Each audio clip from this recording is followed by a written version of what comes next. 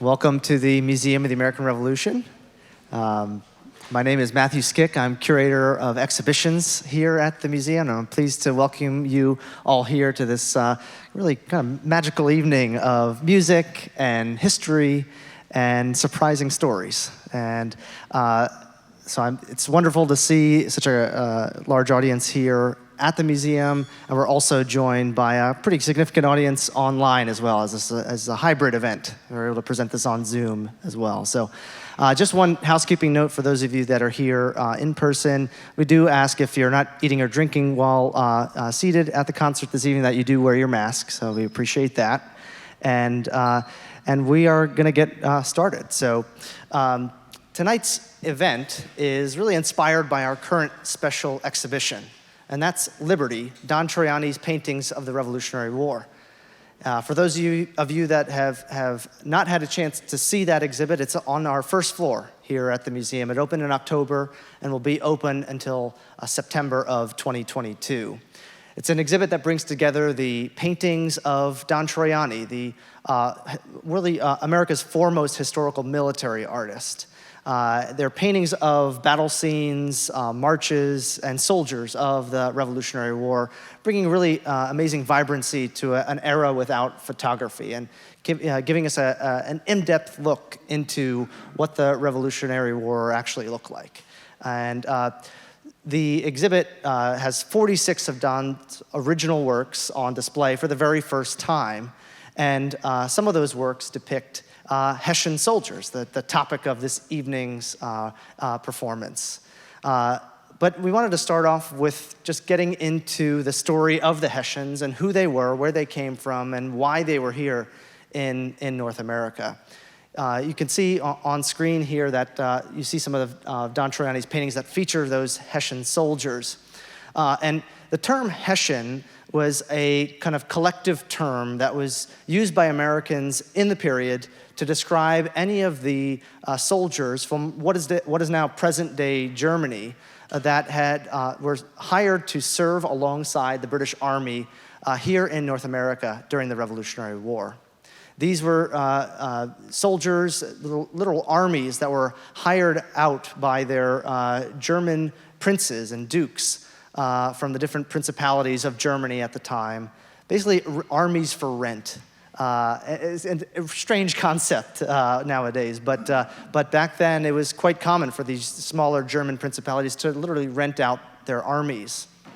And these soldiers were paid by their princes. Some people over time have called them mercenaries, although they're a little bit different than what we might consider a mercenary today, because the princes are really the ones that are making money off of this, not the common soldiers.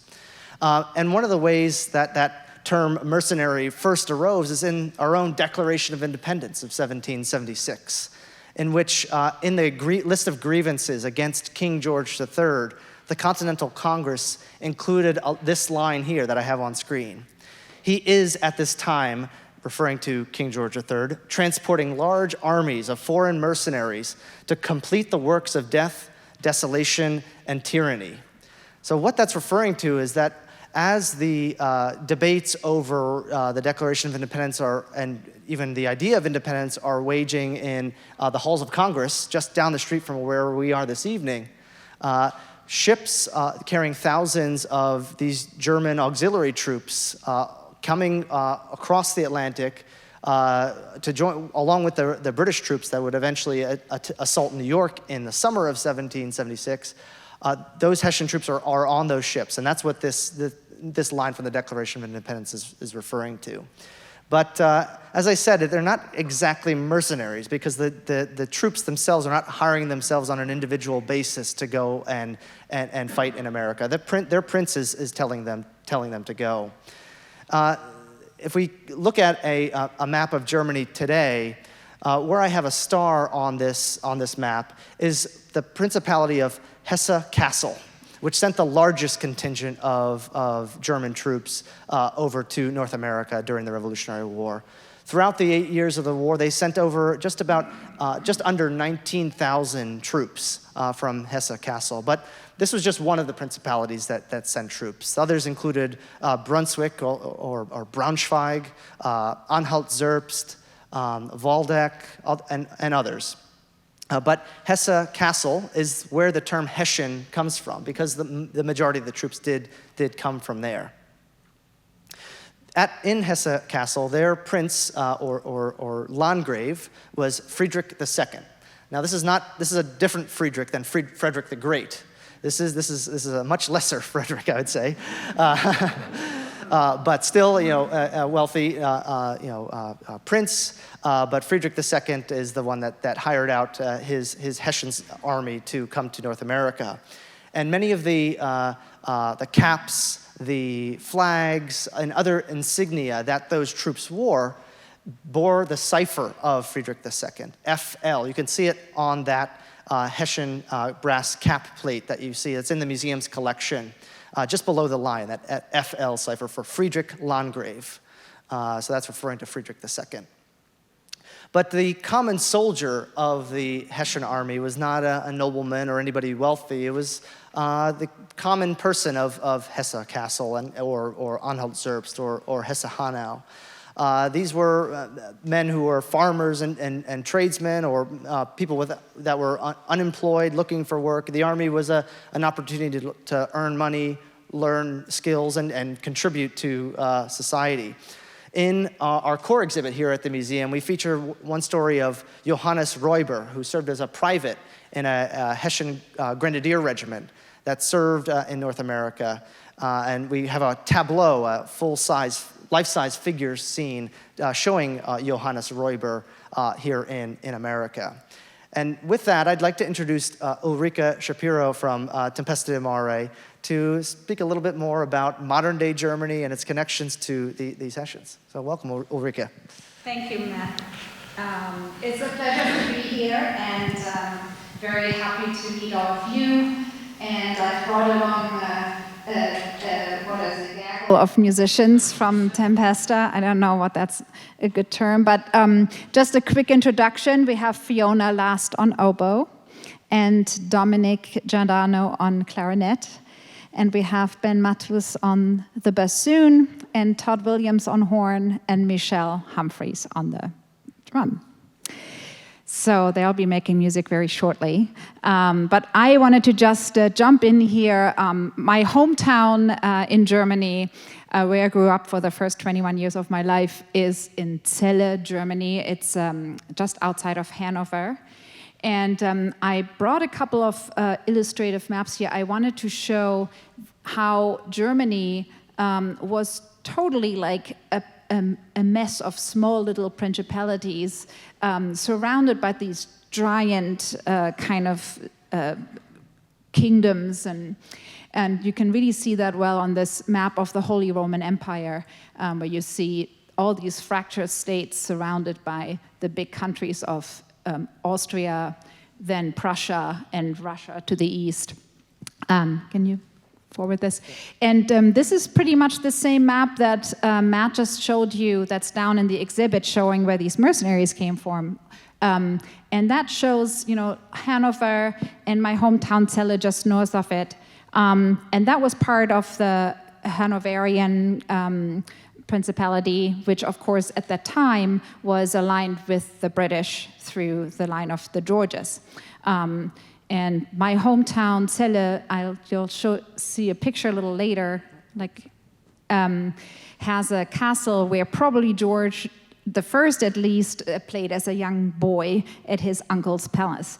And you see the other pink boxes that I put on this map are the other places where the Hessian soldiers came from.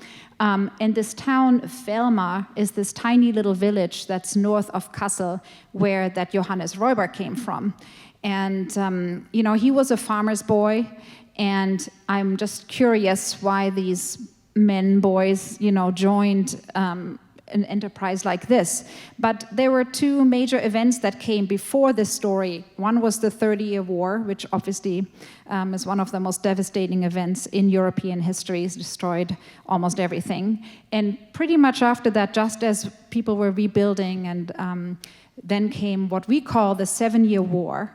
Here, we would refer to it as the French-Indian War, and it started here a couple years earlier. But in Germany, it was also, again, a battle between two groups of people. And that blue line shows who was aligned with the British-Prussian alliance during that war and who was aligned with the Russian, French, and Saxon, Southern alliance in Austria. And what's interesting to me is that all of the Hessian soldiers that came here to the States came from these alliances where they had already fought a war with the British. So they actually had connections. They sometimes fought with the same in the same regiments under the same leadership here as they did during the 7-Year War, except for that tiny little one there to the east, the Anhalt-Zerbst people. That has a fun little side story, especially for us as Baroque musicians, because Anhalt-Zerbst was also the seat of a wonderful musical patriarch, and one of Tempesta's discoveries, Johann Friedrich Fasch, worked in Zerbst-Anhalt, and he worked at the court of two children, and one became then Catherine the Great. So because of that alliance, that Catherine the Great was allied with that house, they were ostracized, so to speak, from the Prussians because they were worried that they were going to align themselves with Russia during this war. So they were kind of separate from all these people. Anyway, that's a small little side story, but it's always fun to see how these things kind of work themselves out in real life. And I think that when the call came to make some money, the Prince of Sachsen-Anhalt was quite pleased to have people to send into war so he can make some money and go from there, right? Exactly right. And so, what is it like in modern day Germany in these places? I wanted to hear some stories from you about that. Yeah, sure, of course. So I pulled up a couple pictures. So in Weimar, which is that tiny village outside of Kassel. Kassel is in the middle of Germany, as Matt pointed out, and it's was always right on the crossroad for all conflicts. So it was heavily destroyed in the 30-Year War, again in the 7th-Year War, and of course also in World War II. And now you can still see some old houses there. There's half-timbered houses here, and it's all embedded in this beautiful landscape scenery like in Germany. All these little villages are still kind of in their natural setting. And the same is true for my hometown in Celle, Germany, which has this beautiful medieval town center and over 400 half-timbered houses. Was very lucky as a city that it was not destroyed much during World War II.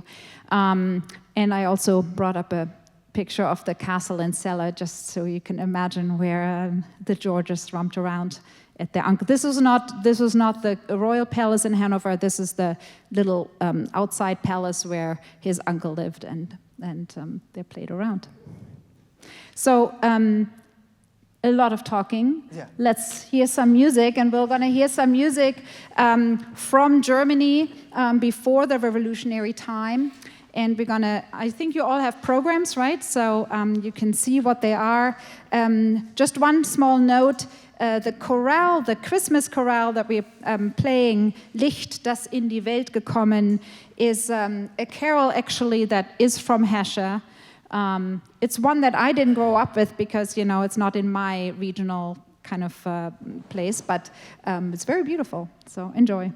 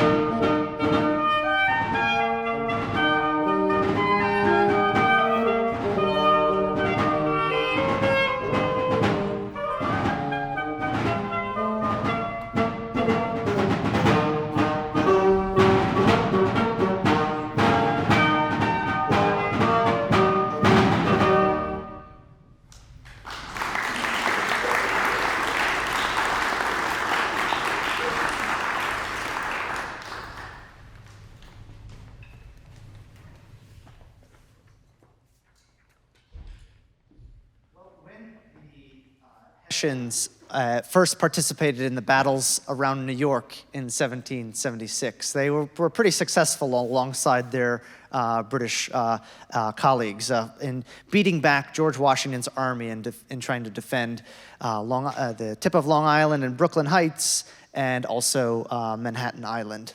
And on November 16th, 1776, a large battle took place near where the George Washington Bridge is today. That's the Battle of Fort Washington. And General Washington and his army had built two forts, one in New Jersey, Fort Washington being in New York, Fort Lee in New Jersey. But their British colleagues assaulted Fort Washington on November 16th, 1776, and were pretty successful. Don Troiani has painted this scene of the attack on Fort Washington. It's included in the exhibit downstairs that shows Hessian grenadiers charging over the redoubts and fortifications at Fort Washington. In the midst of this fighting, a young woman named Margaret Corbin, who was a camp follower in Washington's army, was wounded. And she survived those wounds, was captured by the Hessians, nursed back to health, and eventually became one of 3 women pensioners of the Revolutionary War for the Americans. So a pretty amazing story there. And as you look at the details of Don Troiani's painting, you notice that there's some background figures that you might not you might not notice immediately. But when you look a little closer, you see there's a Hessian soldier playing an oboe there. In the midst of this fighting, there's an oboe there. Why is there an oboe there? It's pretty unusual. So it's oboes and other woodwind instruments were a presence in not only the Hessian armies, but also the British Army, part of military music. And at the Battle of Fort Washington, we go back to Johannes Reuber, who wrote a really wonderful memoir of his service. And we in one part of his memoir, he's describing the attack on Fort Washington. And he said, Colonel Rahl commanded, who was one of the officers at this battle, he commanded, "All who are my grenadiers, forward march." All the drums beat a march. The musicians played a march. Suddenly, everyone still alive shouted, "Hurrah!" So these musicians included oboists, bassoonists, clarinetists, and horn players, all participating in this charge. A cacophony of sound, accompanied by probably some sort of march similar to the ones you've just heard. But this was a long-standing tradition for a regiment or an officer to have a band that would be on campaign with the army. This band was to play concerts for officers as entertainment. They participated in changing of the guard ceremonies. It's a really unusual thing to think about in a military context, but even today, the United States Army has plenty of bands. The Marines have a band, and there's Navy bands. But these bands in the 18th century, military music bands, were kind of following the trends of what was popular at the time. And it was very popular for the nobility, the landed gentry, the wealthy to pay for ensembles of woodwind players to play in civilian life at their garden parties, in their town festivals. These were often combinations of those instruments I just mentioned: bassoons, clarinets, oboes, horns. And oftentimes they were collectively known as oboes, or spelled the old way of Hautboys. But oftentimes that was a kind of a collective term that included bassoonists and horn players. And you see some of these oboists in paintings of Hessian soldiers from about the period of the Revolutionary War. This one done just following the Revolutionary War, showing the Regiment von Losberg with a Hessian oboist there, just to the right to the left of that drummer there. You see horn players with the Hessian Jaegers. And then even in other prints of the time, you see this example of this type of music, which was known then and even today as harmony music, this grouping of woodwind instruments. You see this one in a German print that's showing the British entrance into Manhattan. This was done by a German artist in 1778, and you see with the red-coated musicians there, horn players, a couple bassoons, a couple oboes there marching into the city of New York. And you see examples of these instruments I have on screen. These are examples in the collection of the Metropolitan Museum of Art of drums and horn, an oboe, and a bassoon. It was often that the drums were considered separate from the woodwinds, and they would be more used in military contexts of being signal callers, telling when the soldiers to advance or when to retreat, when to wake up in the morning with a reveille, when to go to bed at night. But it was these woodwind instruments that really provided entertainment and sort of pomp and circumstance for the military ceremony of these Hessians. The British had these bands, the French had these bands too, and even the American officers tried to do the same thing. They raised their own bands of woodwind instruments as well for the Continental Army. And at the Battle of Trenton, on December 26, 1776, we just had the anniversary of that 2 days ago, the 245th anniversary. Colonel Johann Rall, that same officer that was there at Fort Washington that Reuber wrote about, he was a big fan of music. And he had a band there at Trenton, which was under his command, along with a couple other Hessian regiments. And some of his fellow officers wrote that Rall was an exceptional friend of music and a pleasant companion, that he loved the oboists. He said, but the oboists, they were his thing. That same officer, Andreas Wiederholt, wrote that it was when they were at Trenton for the changing of the guard in the town, a couple days before this battle. He said it was like watching a Catholic procession. All that was missing was the incense and the altar girls and boys. Otherwise, it would have been like you were marching down for communion or something in the streets of Trenton with all the music and ceremony that was going on. So interesting tidbit there. But on December 26, 1776, following George Washington's famous overnight crossing of the Delaware River, the Continental Army attacked Trenton.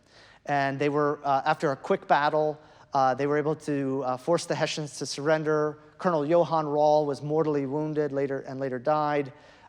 His army surrendered. About 900 Hessians were captured by Washington's army that day, including the oboists. They became prisoners of war. and they were marched into Philadelphia. And we, by studying Hessian records, we know the names of those oboists. We know roughly where they came from, their ages. And so these are the men that were captured at Trenton. They were marched into Philadelphia. They played music while in the city. And most famously, as they were held in Philadelphia through 1777, they played at the very first anniversary of the Declaration of Independence on July 4th, 1777. John Adams wrote, he was there, he said, fine music from the band of Hessians taken at Trenton was played on July 4th, 1777, right in this neighborhood. And others say, the Hessian band of music taken in Trenton the 26th of December last attended and heightened the festivity with some fine performances suited to the joyous occasion. And others, they played very delightfully, the pleasure being not a little heightened by the reflection that they were hired by the British court for purposes very different from those which they were applied. So they had some humor there too. But rather unusual. The captured Hessians playing to celebrate the first anniversary of the independence of the United States. And Ulrike, we're gonna, before we have some more music, I want to introduce another piece that we're gonna play. The music, before these Hessians even got here. So we're going to play a selection of music that was already here in Philadelphia, and you can see it in your on your program. But I will point out a couple things that I picked out, and there are two Christmas carols. Again, since it's the season, we thought we were making it a little festive. One is a German carol that I, of course, sang all my life.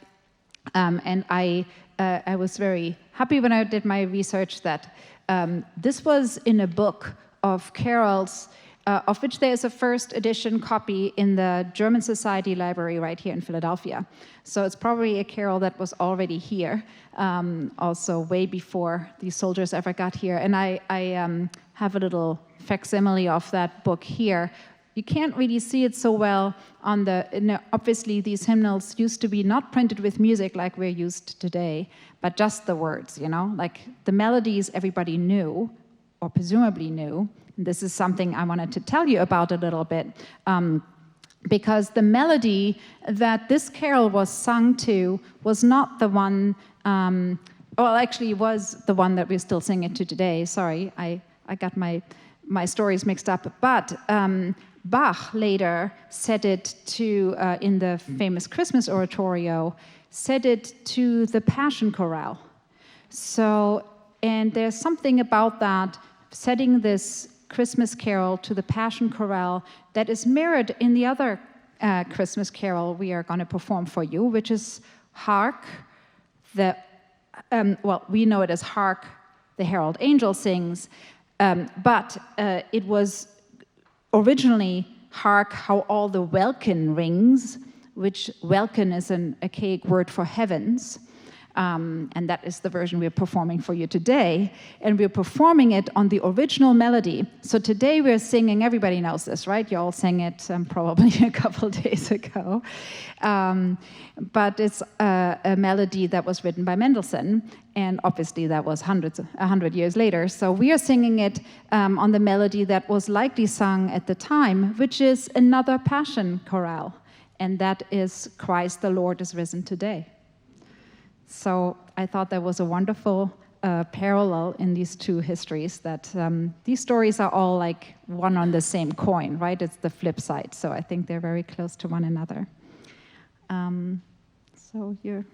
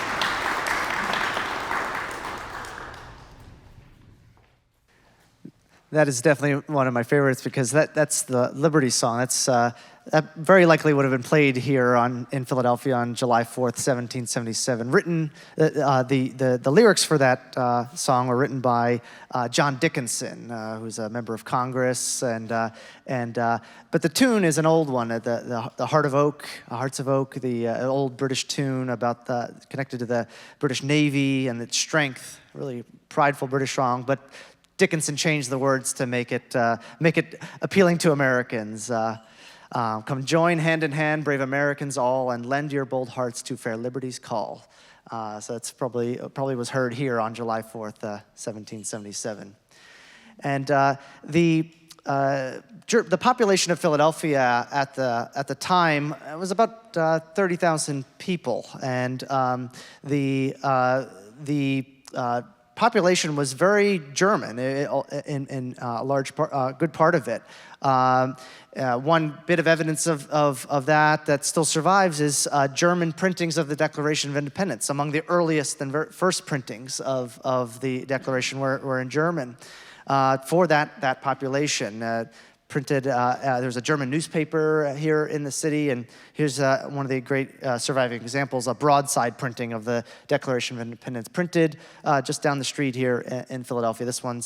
This copy belongs to the library at Gettysburg College.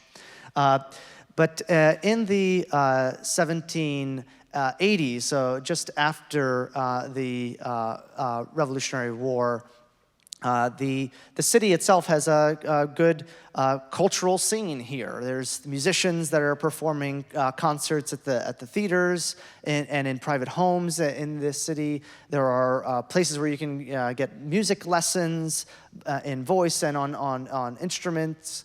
It's a pretty vibrant city. Among those residents is a man named Philip Fyle. And he lived in the Mulberry Ward, which is just south of where Vine Street is today.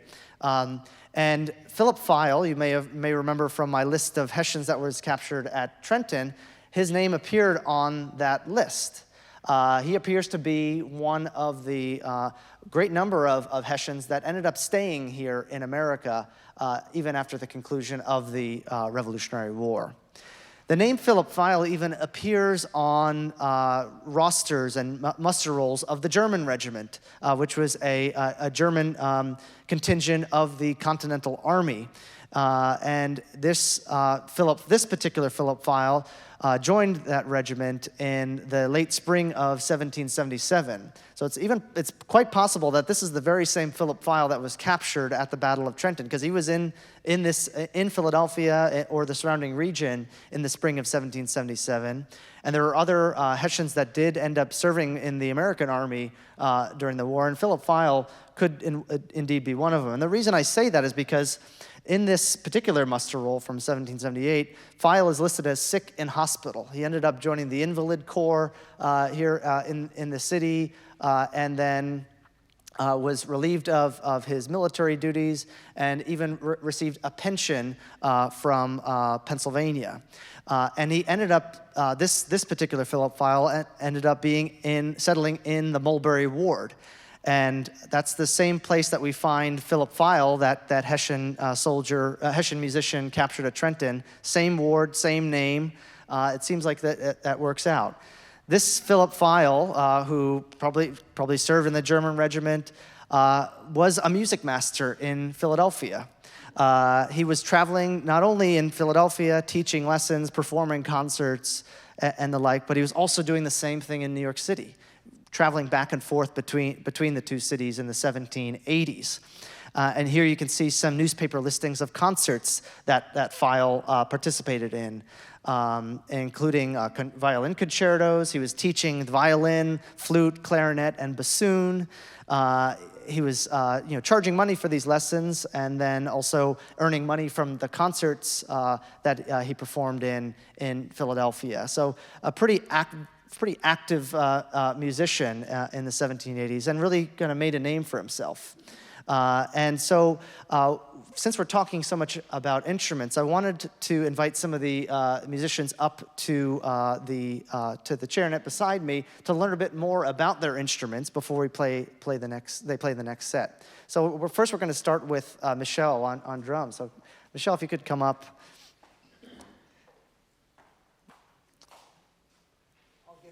All right, sounds good, yeah. There we go. So, Michelle, can you tell us a little bit more about the type of drum you're playing and maybe how it's a little bit different than a modern drum that people are used to seeing? Certainly. So this is what's called a rope drum. As you can see, it just has rope and wood and skin, and it looks very similar to the Hessian drum that we have here, with the exception of that's brass, so it weighs a lot more than these.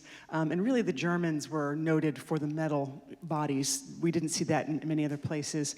But this drum, very different from a modern drum in that a modern drum would have machined metal all around. There would be no rope. It would just be tension rods that you screw into place to raise or lower the pitch of the head. Whereas here we actually raise and lower the pitch by moving these, which are called ears, made of leather. And similar to a modern drum, we've got snares on the bottom, which look almost identical to the ones on that drum. These are synthetic gut, but they would have been gut just like the gut that would have been used on violin strings or any other musical instrument in that era. Oh, thank you, Michelle. And meant to be a loud instrument, right? You could hear it at great distances, right? Absolutely, meant to be a communicating instrument. So I'm sotto voce this evening in this very live room. Thank you, Michelle. And we're going to hear our first piece before we hear more about the other instruments.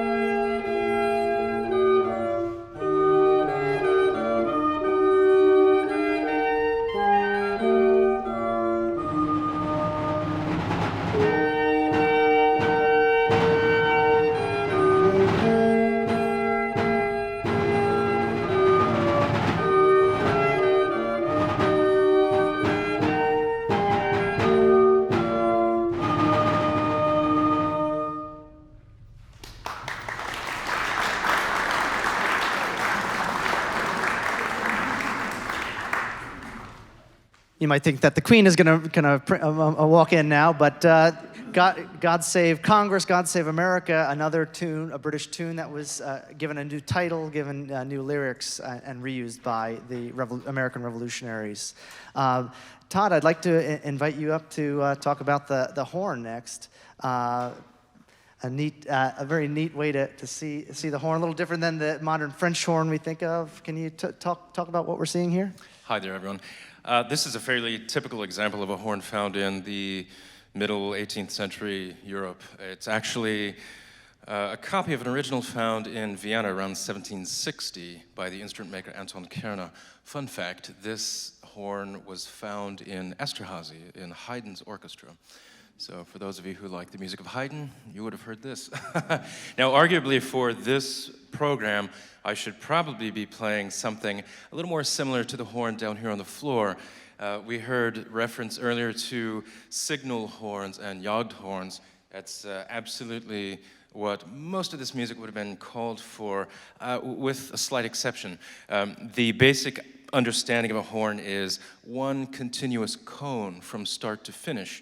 So more like that instrument rather than this one, but you achieve notes by air speed and muscle tension. So as you can see, different from our modern counterparts, there are no valves. The instrument itself is slightly smaller, the bell itself. The wrap is quite tight. The whole point of a yacht horn is you slip the instrument over your shoulder. Sorry, you slip it over your shoulder when you're on the hunt, and all you have to do is raise your elbow, and you can signal, you can call to the other troops or anyone else in the hunting party. And yeah, there it is. And over time, the instrument itself, instrument makers decided to cut part of the instrument, making the wrap, the wide bit that you would literally slide over your arm, making it a little more manageable. So over the years, the instrument got smaller and smaller, or a tighter wrap. Because that's a drag to fit into an airplane, I'll tell you. But this one is great. No, but the basic concept is the same and actually, this is also interesting, these are in the same key, sounding E flat, though they don't look the same necessarily. So it's about the length of pipe and then what you do with it. So with airspeed and muscle tension, with a similar horn, you get something like this.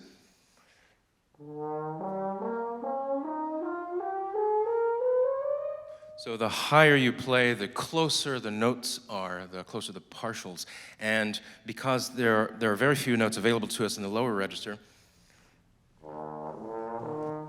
we essentially avoid that register most of the time, which means we're struggling in the highest part of our register all night. Anytime you play anything musically, so to speak, we exploit the higher overtones. However, for that kind of instrument, it would be a lot of bum, bum, bum, bum, bum, bum, beep, beep, bum, bum, bum, bum, bum, bum, over and over and over and over, because those are the notes readily available to you, and it was a lot more stable and a lot more reliable. And for a signal instrument, that's the instrument you want. However, I was also in the military, the Army band. I served in the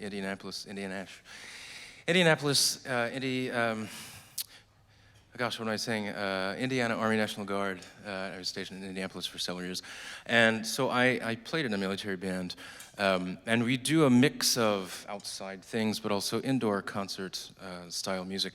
And if you want to play loud music, you play that kind of a horn. But if you want to play with the oboes, as mentioned earlier, maybe a smaller horn works better for a smaller chamber setting. So it's interesting how the instrument evolved, but it's still essentially the same over the years. And one last thing, if you want to fill in some of those notes that you heard me play earlier, you actually, over time, we decided to place our hand inside the bell to help accommodate for some of these sounds. And if you want to play in a different key, you have to alter the physical length of your instrument by adding a piece of pipe called a crook. I will put the microphone down and play a little for you. So as I mentioned earlier, rather than horn players decided if you place your hand inside the bell, we can play a fully diatonic scale with the hand inside. And so the overall sound of our instrument changed quite a bit over the years, sort of refining the rough edges of the outdoor beast of the instrument. But I still love it in all its forms. So Thank you, Todd. All right, next piece.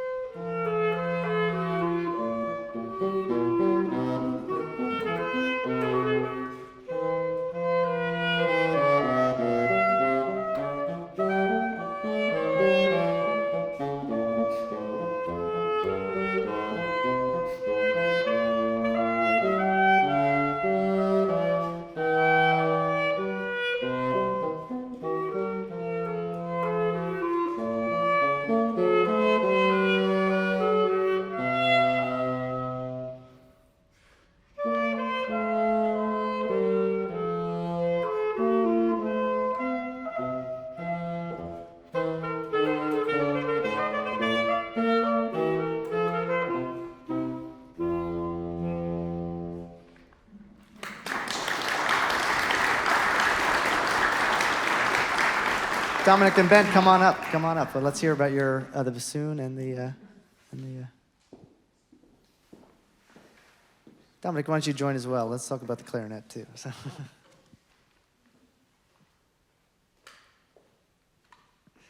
So this is a copy of an instrument that's actually a bit later than the revolution itself. It's made in around 1802, but the maker is a pretty conservative maker and made their instrument in a style similar to about 30 years prior.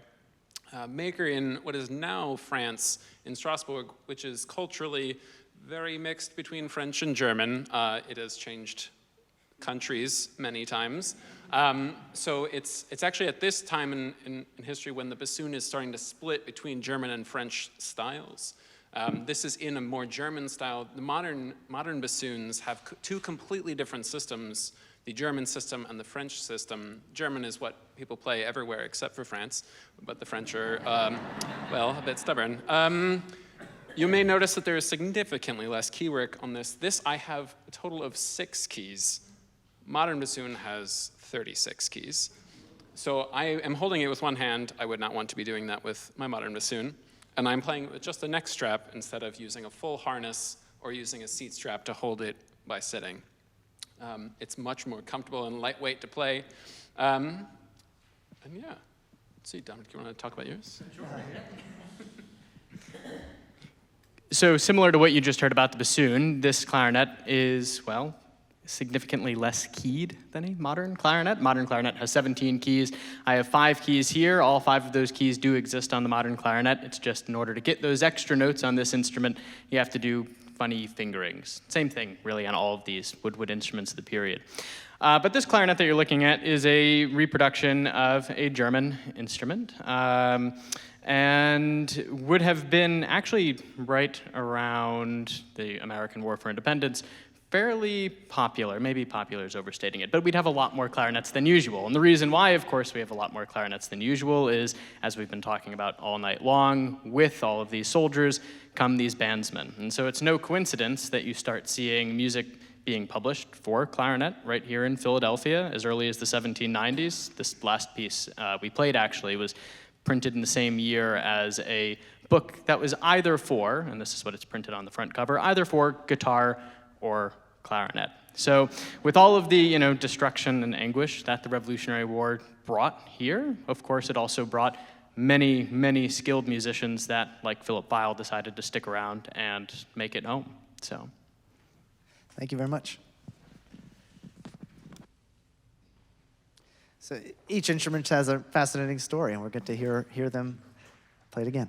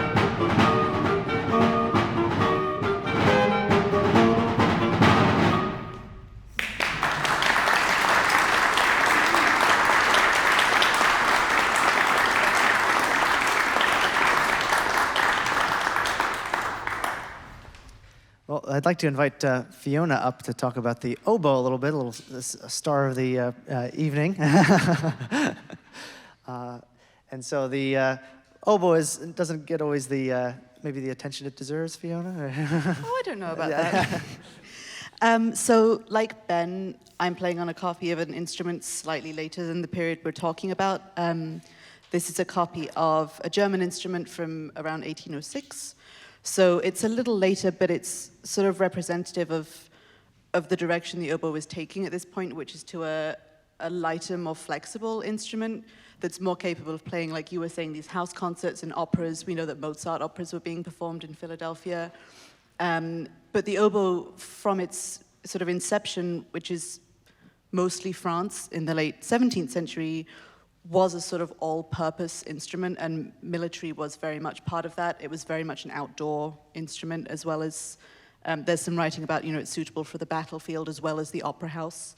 And there was, I think, a lot of French influence on the German military at this time, and that this oboe band idea transferred over, apparently, and you have records of German officers sort of sponsoring oboe bands.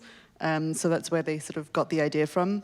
And then my understanding is towards the end of the 18th century, in military bands, France sort of, I think, almost issues a decree saying nope, mainly because the clarinet came along and stole our thunder a little bit.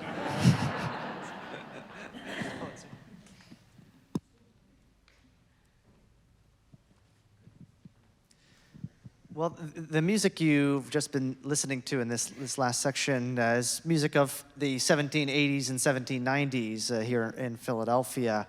And we'd like to conclude this evening with another kind of surprising story to finish off. And so when the Constitution, the new federal Constitution, was written in 1787, and then finally adopted in 1788, and a new government was ushered in to govern the United States of America. In 1789, President-elect George Washington was sworn in as the first president of the United States, and a new march was composed to celebrate this inauguration and the new commander-in-chief. And this march became known as the President's March, or was known as the President's March, composed in 1789, probably here in Philadelphia. But who was the composer? It was Philip File, that Hessian who was captured at the Battle of Trenton by George Washington's army on December 26, 1776. Philip File did not live much longer after composing this march. He died in 1793, probably due to the yellow fever epidemic here in the city of Philadelphia. But by this early 1790s, he had stopped traveling back and forth between Philadelphia and New York and was primarily based here in Philadelphia. So you find him in the Philadelphia city directories as a music master here in the city. Now, in 1798, that march tune that had become very popular, received lyrics. Joseph Hopkinson, the son of Francis Hopkinson, the signer of the Declaration of Independence from New Jersey, took the tune of the President's March and wrote lyrics, "Hail Columbia, Happy Land." This became known as Hail Columbia, this tune and with its new lyrics. And it really served as a sort of national anthem before the Star-Spangled Banner became the national anthem for the United States. And what's fascinating about Hail Columbia and the march tune today is you still hear it being played quite frequently. And that's because it's now the Vice President's March for the United States of America. So every time Kamala Harris, Mike Pence, Joe Biden, every vice president since 1969 enters a space for an official function, they enter that space to a tune composed by a Hessian soldier, a Hessian musician. So a little known story, but let's hear, to finish off the evening before questions, the President's March composed by Philip File.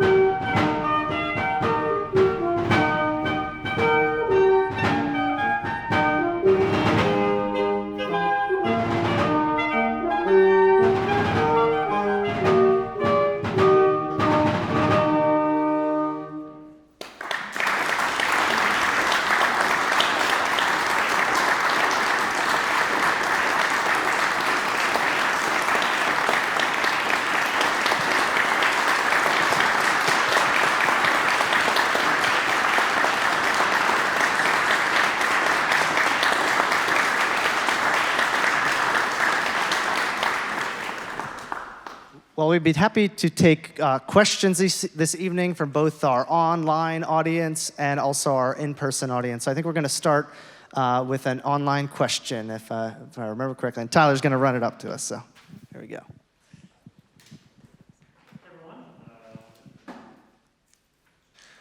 Hey everyone, still not hearing me? Yeah. Internet hear me? I don't think so. Now it's coming on. Hey everyone, thanks for a wonderful performance tonight. We're going to throw our first question to our audience online. Marjorie asks, how did double reed players march? No oboes march while playing today. So, did the oboist want to answer, or who wants to answer that? we can run the mic. It's true that the double reeds don't march in modern marching bands. They're rather delicate instruments and rather delicate reeds, though at the time that they became fashionable for this purpose, they were the only reeded instruments. There were no clarinets, there were certainly no saxophones. So they were the only available reeded instrument. They did fall out of fashion for marching bands. I'm not certain of when, but due to the fact that they're very finicky, these reeds are a nightmare to make, and they don't respond well to weather changes. So despite the fact that they function largely as outdoor instruments, they are not as well equipped for outdoor playing as modern saxophones and clarinets. Thank you, Ben. All right, go ahead. Question, if you're carrying your bassoon into battle and you come across the enemy, are you also equipped with a weapon? Do you just watch your fellows fight, or you beat them with your bassoon?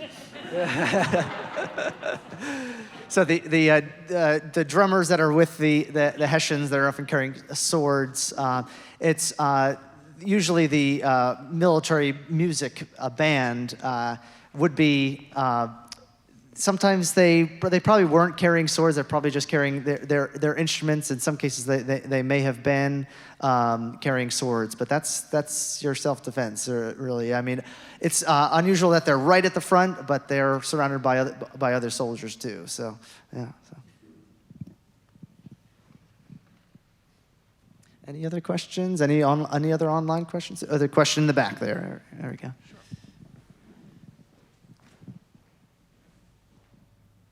Yeah, how would the fife fit into this? Would the fife be ever play with the instruments in this kind of ensemble? The fifes and drums were usually paired together. Now in the Hessian armies, it was often the fifers that were with the grenadier companies of a regiment, and so. But in the British and American armies. For every company, which is about 40 to 60 soldiers, there was one drummer, one fifer, typically. And they often wouldn't be playing in these kinds of ensembles with the military band, but separate as the signal calling instruments along with the drum. Thank you. I'll ask another question from online. Lynn and others were wondering about our kind of conceptions about drummer boys. Were the people who played these instruments men, boys? Do we know much about their ages? Right. Drummers and fifers are typically in their teens and early 20s. Yeah, so younger men. These military musicians. I've never seen or done an age study of them, but some of the ones that are listed in the records of the Hessian State Archives in Marburg, they are in their 20s and 30s. So not young, not too young of men. Now there are some cases where drummers in the Continental Army and British Army were as young as 10, 11, 12 years old. But there's a lot of responsibility to learn and memorize this music. Responsibility to take care of your instrument. And being a drummer or fifer as a signal caller, that's an important duty for the Army. So it's not taken lightly. It's not just handed out to kids because it's a throwaway position. It's an important position for the Army.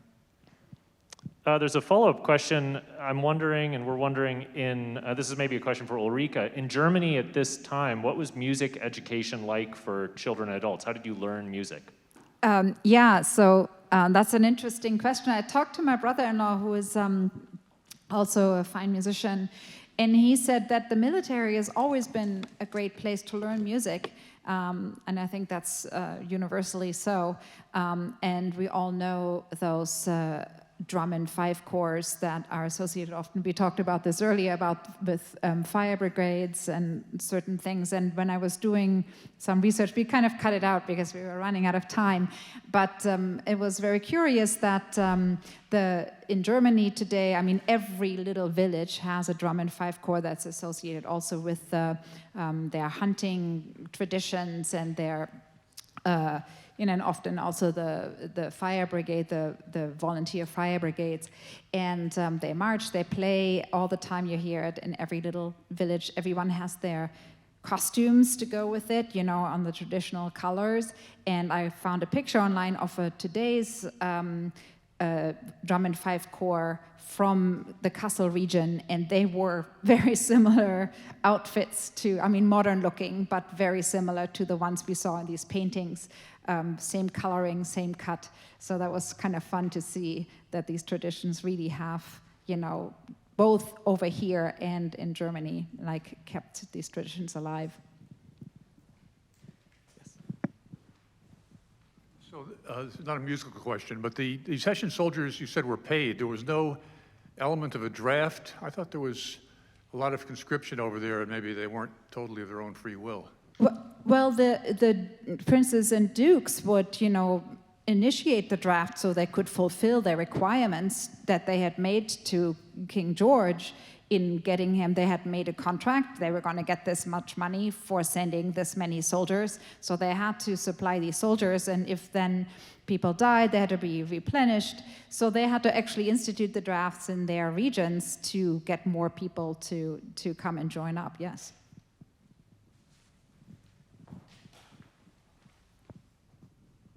Question for all of the musicians, actually. I read the biographies briefly. Todd, I see that you play a modern horn. And my question for all the other musicians is, can you all play the modern instruments as well as you play the Baroque instruments?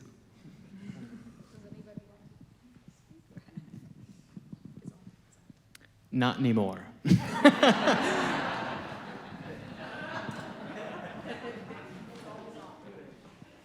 I just finished playing a Nutcracker at the Academy.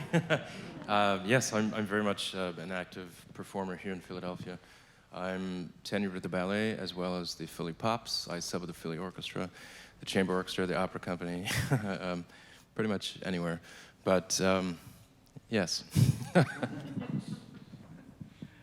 It's very common in the early music world for percussionists to also play modern instruments. There are very different requirements, but not so different that it's hard to do both. So, yeah.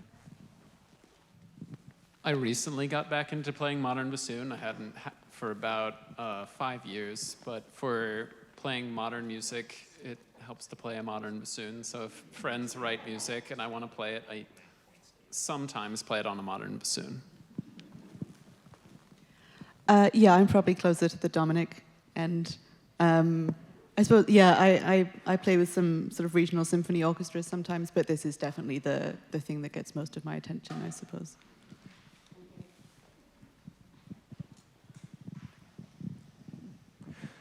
Matt, we've had a lot of questions about the uniforms that Hessians wore, so I thought we would take advantage of our living history interpreters. We're going to send Mark and Edward up in just a moment, but could you tell us a little bit more about this uniform coat we have on display, and then use them as maybe living models to illuminate some of the distinctive things about Hessians and Hessian musicians? Sure, thanks, Tyler. So the reproduction uniform coat that we have on display here is of a drummer of a Hessian infantry regiment. And when the Hessian interpreters come up to the stage, you'll see some differences in their clothing, and how drummers' clothing was often distinct from the regular soldier and officers of those armies. And these traditions of drummers and fifers wearing, in the case of the Hessians, heavily laced coats with this almost like a livery style of dress compared to the officer of the same regiment here, Mark at the center here with the spontoon or long spear-like weapon there. You can see it's a mix of buff, this tan color facing or trim with a blue body to that coat and gold braid and other distinctions to mark him as an officer. Compare that to a common soldier there, also kind of a intricate coat, but not gold braided. He's not an officer.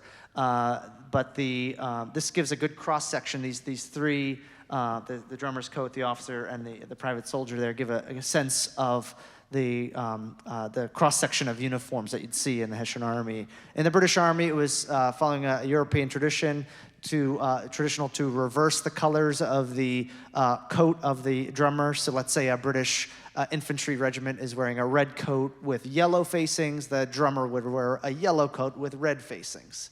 Another way of distinguishing that drummer or fifer.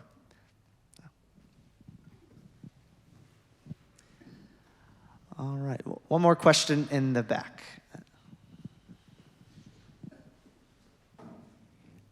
Was it usual for musicians not to get shot at? So there were casualties for musicians in these military and battle contexts. Of course, they were still susceptible to things like disease and stuff like that too. But musicians did get hit. I don't know of instances where musicians are being aimed for and that sort of thing, as to knock out communication, that sort of thing. But I don't know of any instances of that. But they certainly were in the line of fire. So. Well, thank you very much, everyone. Let's give another round of applause.